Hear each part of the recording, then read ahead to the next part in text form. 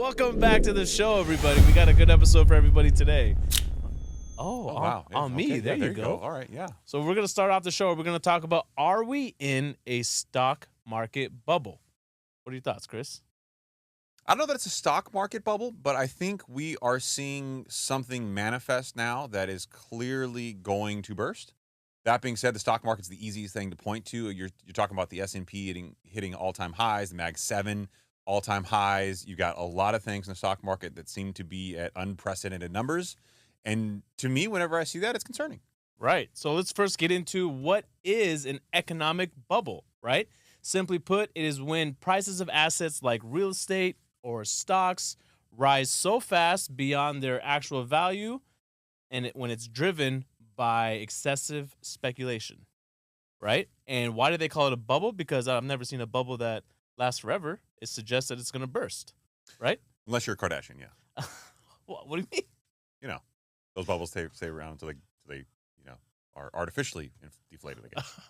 Okay, yeah. I see what you did there. Yeah. Well done. So here's some examples of some economic bubbles from the past, some obviously more notable than others, but these are over the last 100 years. First one, the 1920 stock market, the bubble which led to the Great Depression. So there was a rally in the stock market, October 29th, 1929, Great Depression, October 30th, 1929. The press was all like, the market's back, and it was recovery the next day in the press. It was interesting. Looking back on it, mainstream media was clearly trying to change the ether of the sentiment for the market and get people back online. But the reality was the market was hurting, and I think the economy, frankly, was damaged for quite some time after that. So one thing to really note here, and what everyone should know, is this was all started because of Fed policy, right? It was post World War I, right? So they were trying to stimulate the economy with low interest rates, make borrowing, less expensive for people to really go out there and stimulate the economy. There was inventions like, new automobiles, the radio. There was a lot of optimism in the market. So there was a lot of funding happening, which ultimately rose the prices of stocks, which ultimately caused, a bubble to burst. And there's a lot of people in the markets right now that are talking about how similar this is to what we're currently living through. You have an unprecedented pandemic, artificial interest rate deflation. You've got stimulus, PPP. All this money flooded the market, right? Quantitative easing versus quantitative tightening. And what happens is when they ease, they put money into the market.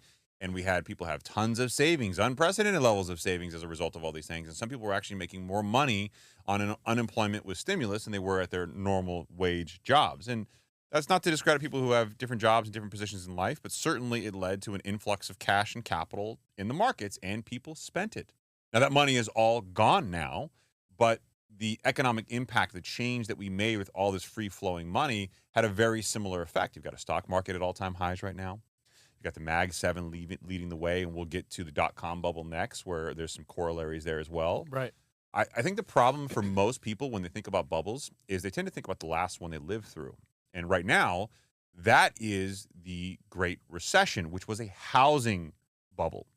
Now, that is very, very rare, believe it or not, but it was the most painful thing in recent memory for most adults, right? Because it happened in 2007. Right. And that was the last significant recession. Now, clearly, there was one in 2020, which was also a recession. You had the COVID recession in that period, but it wasn't quite as tangible to most Americans the same way. Right, exactly. So there's going to be a common theme amongst all these examples, which we're all going to obviously put it in a nice little bow for you at the end of the show. That's what we do. We're nice here. bow guys now? That's what we do. We come full circle. Well, all right.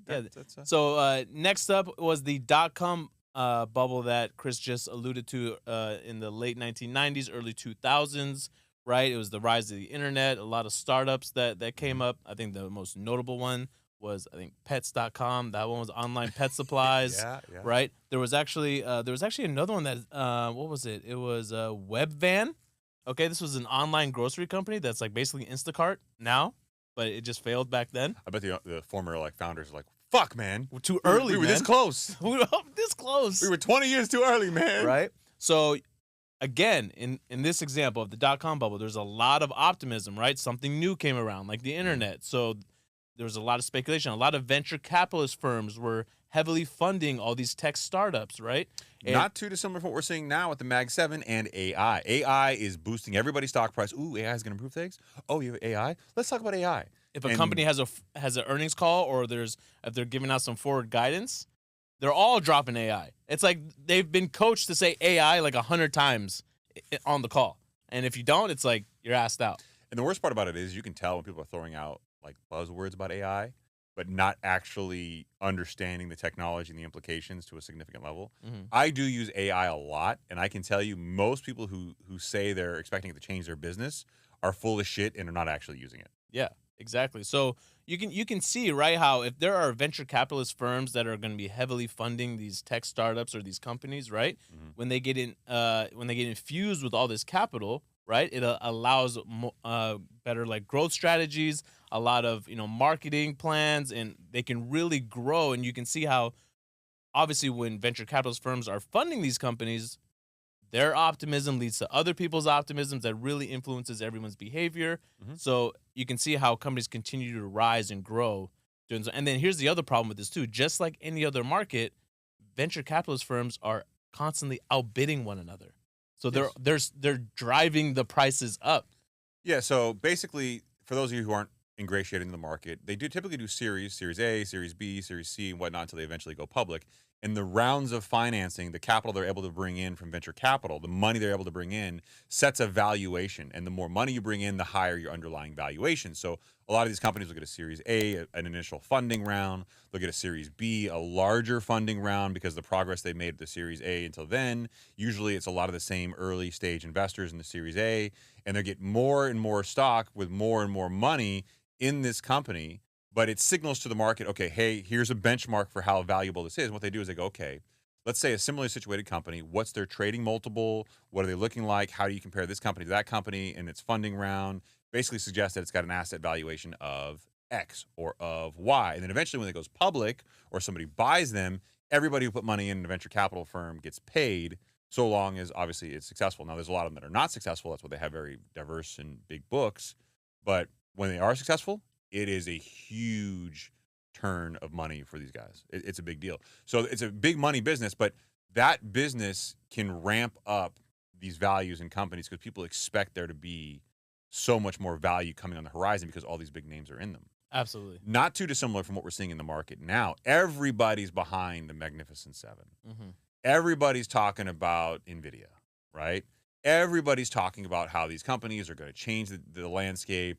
They have AI and they have all this new chip technology, but they're all tech related. You can easily see the correlation there, right, with the start of the internet, or the rise of the internet with the .com bubble, especially, 100%. right? It's like there's a lot of similarities there where, okay, we see this new technology, but how is it actually going to be implemented on a day-to-day basis, right? So there's that. So now back to Chris's last example is the housing bubble in the mid-2000s, which we obviously know is a recent history that resulted in the 2008 Great Financial Crisis, where home prices came crashing down due to low lending standards and low interest rates, right? Synthetic hybrid mortgage-backed securities, subprime loans, right? Subprime loans. You may have heard that. You may have heard that before. Subprime loans just means ultimately loans to individuals with like low credit scores, right?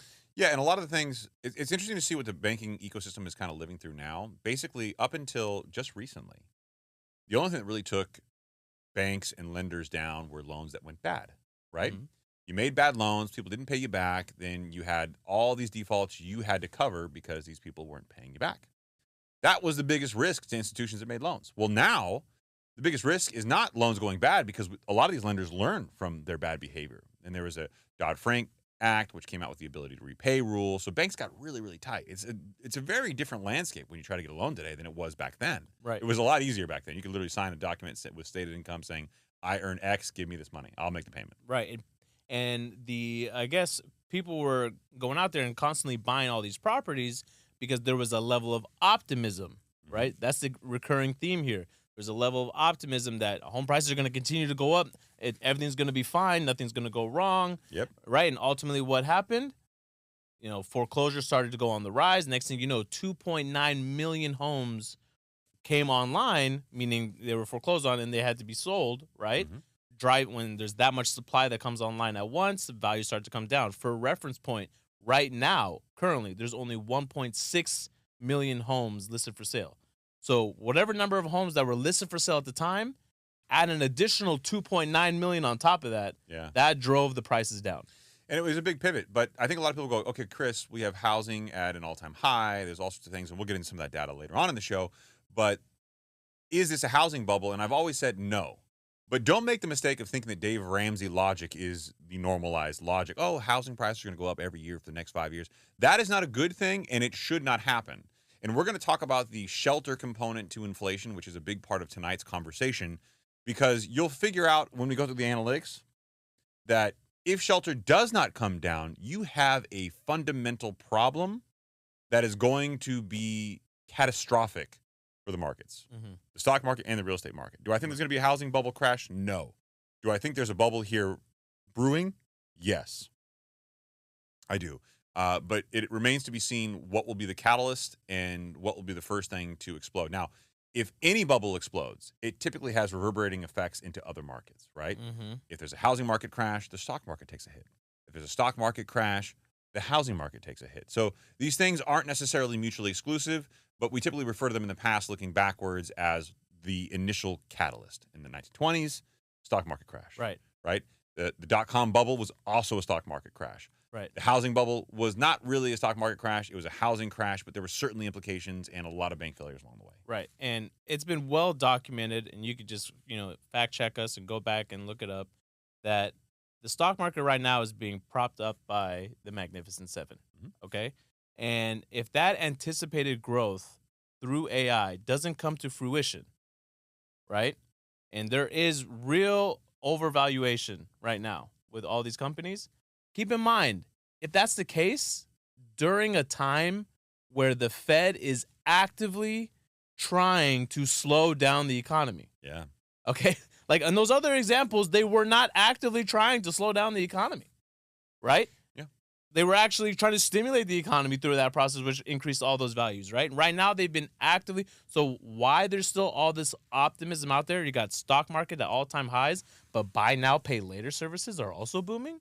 Yeah. Credit card delinquencies are up. Credit card balances are up. Why are credit card balances going up if people aren't able to make ends meet and they're having to use their credit cards? But we got the stock market booming. Why is there all this optimism, right? Well, because people forgot. I mean, look, typically you get a recession every 7 to 10 years, right? And it's a sine wave. It's prosperous economy, recessionary economy, prosperous economy, recessionary economy.